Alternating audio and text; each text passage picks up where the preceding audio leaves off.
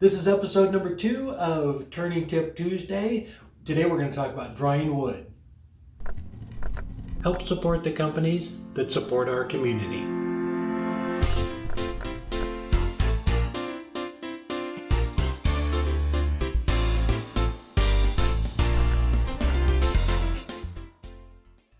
You might notice most of my tools are packed up. We are headed to Boise, Idaho tomorrow morning in the mobile shop. If you're in that area, please stop by the Woodcraft. We'll be teaching classes on Friday and all-day demo on Saturday. So please stop by and say hi. Really like to meet you. All right, drying wood. The reason I'm doing this one is kind of time sensitive. A couple people had a question about drying wood, and one of them just got a load of wood and they need to get it sealed up and dry.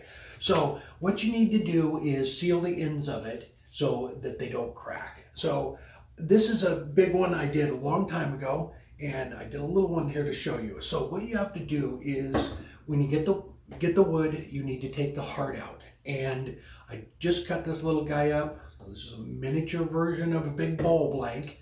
So you take it with your chainsaw or on a bandsaw and cut off each side of it. And so you get the heart out and paint. You could use armor seal, latex paint, anything to seal up those ends and slow down the drying process. If this was a bowl blank, you could also rough turn these, and that will speed up the drying process quite a bit. But if you wanted to save them for, say, something like bowl blanks, things like that, where you need them dry, seal up the ends, put them on a shelf, and let them sit. So take it on the bandsaw or chainsaw, cut out the heart. That is the only wasted piece you're going to have out of this, because after you get the center out, you'll have that little strip right there.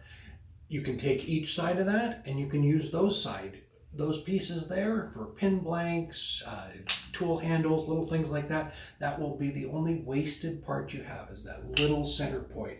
So obviously for a bowl blank, much bigger scale, but same process.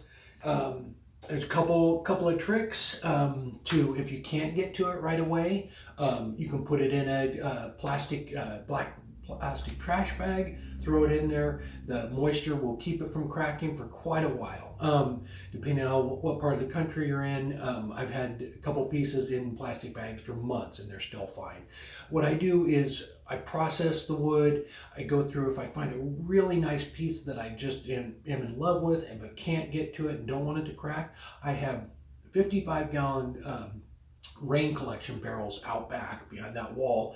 I have 3 of them, and I fill them up with water, a little bit of dish soap, and I soak them in there, and they will stay preserved forever. So if you can't get to them for 5 years, they'll still be good, no cracks on it. When you pull them out, they'll start to dry and crack on you. So depending on what you're going to do with it. But if you can't get to it right away, that's a great way to preserve some really nice wood.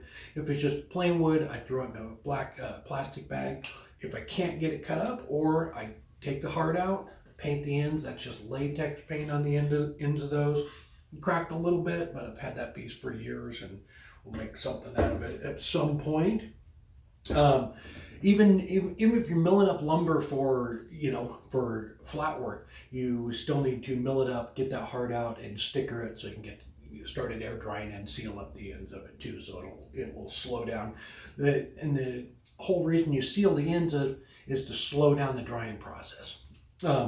If it dries too fast, that's why it cracks. The wood's drying too fast. It can't get the moisture out fast enough, so it just splits and it cracks the end of it. Trying to think if there's anything else. Black bags. It's really hard to dry like a solid log and just paint the ends of it. It's, depending on the species, especially for wood turning, the hardwood, and it's hard to get a full log dry without it splitting on you. All right. Next week, I think we're going to go over sharpening. There's a lot of questions about sharpening, so we'll go over that one. I hope everybody has a good week, and if you're in Boise, swing by the Woodcraft there and say hi. I will put a link down below in the description to their Facebook page too. All right, till next time, take care.